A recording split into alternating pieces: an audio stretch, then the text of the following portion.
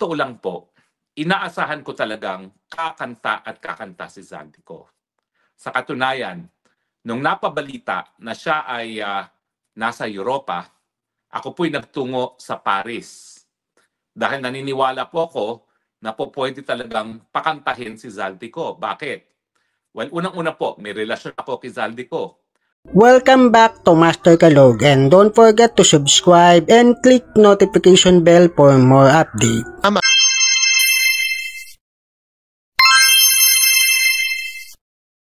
Hello! Napakagandang araw po sa inyong lahat.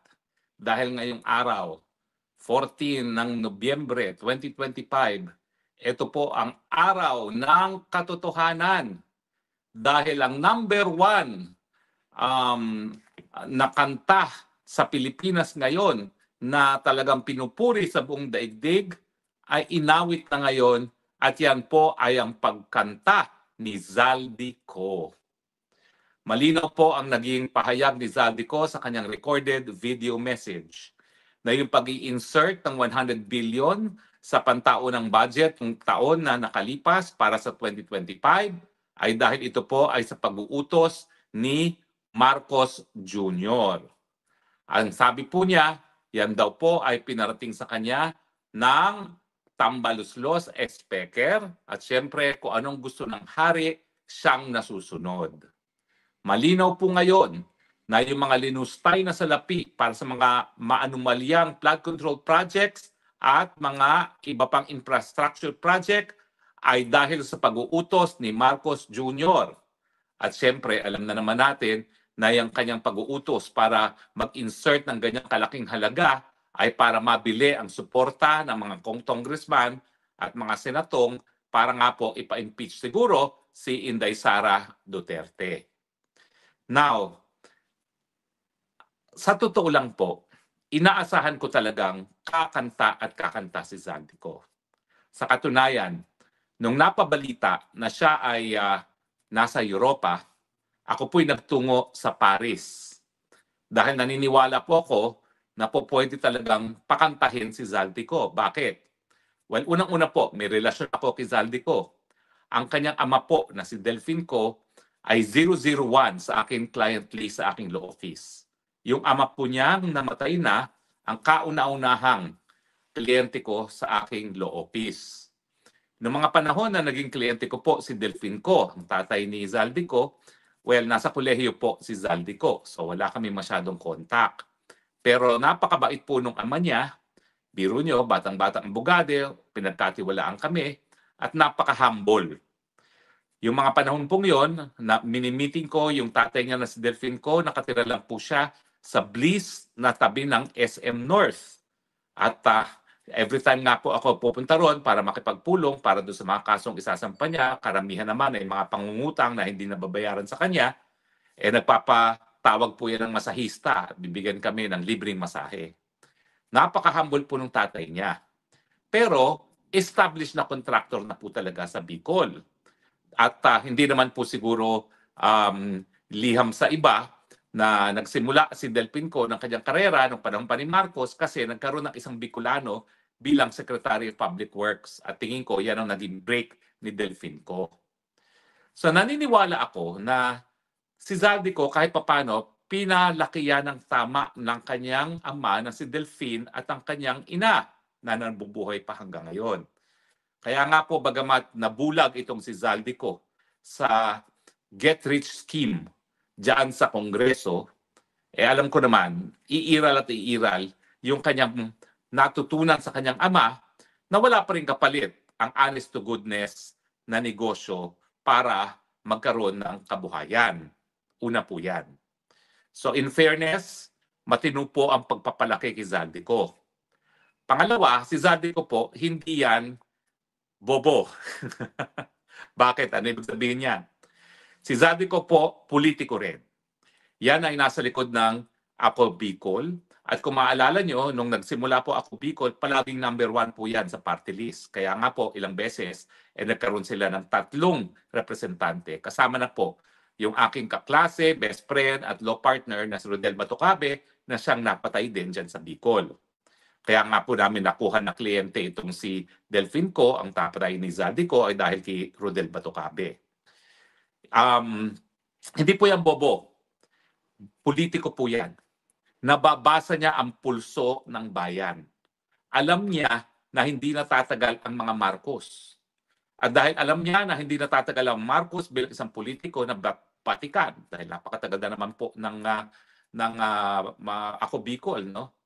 Alam niya na kapag siya ay hindi bumitiw sa kanyang suporta kay Marcos Bangag at kay Tambaluslos, baka pati yung mga kabuhayan na namana niya sa kanyang ama, at marami-rami naman po yan, dahil talaga naman pong matagumpay na contractor din ng kanyang ama na si Delfinco. Ang SunWest po, ang nagsimula po niyan ay si Delfinco, ang ama niya.